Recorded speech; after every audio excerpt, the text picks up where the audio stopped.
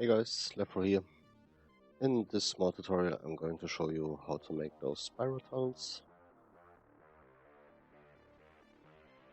First thing we need to do is to place something that has a round shape, like this tube, and we put it to the ground and resize it to the size we want our tunnel to be in, basically. Now, as you can see, when you resize a round shape, it will most likely break apart. Not break apart, but it will most likely show the corners it consists of, which we are now going to use to put our splines to. So we have an equal distancing in a circular shape. As you can see, I didn't really put much attention into detail. Now all we need to do is to make sure our node points are at the ground, which in my case isn't 0 because I already moved the main position. Select all the nodes with your base shape, which is the tube that I rescaled, and rotate it by 90 degrees.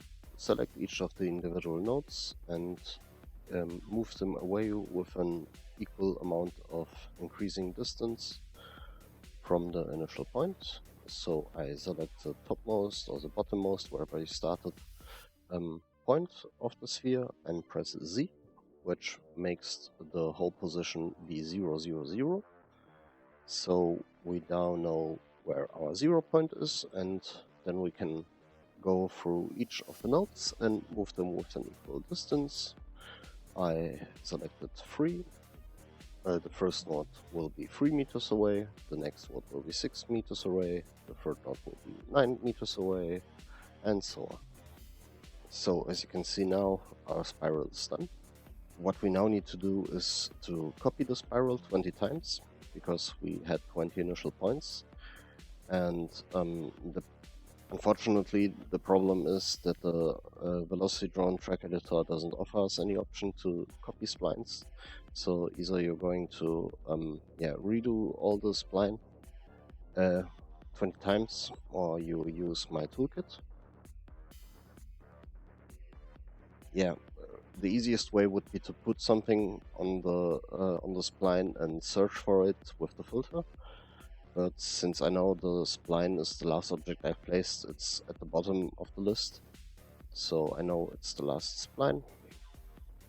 I can select it, right click, and then you have the option to mass duplicate. We want to duplicate it 20 times.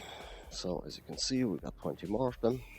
Unfortunately, we haven't saved the track the last time, so what it did now, it duplicated a spline as set initially to make the demo at the left side, but it really doesn't matter, the process is the same. So because of the fact that our spiral is basically placed in a round shape, which middle point is exactly the same middle point as the one of the tube, we can now just select all the nodes and simply rotate the whole spline altogether. Now we rotate each spline, so the initial point is at each corner of our circle shape. What you can do now is populate the spline with objects, or you could do the population beforehand, before you copy everything. It's up to you and really doesn't matter.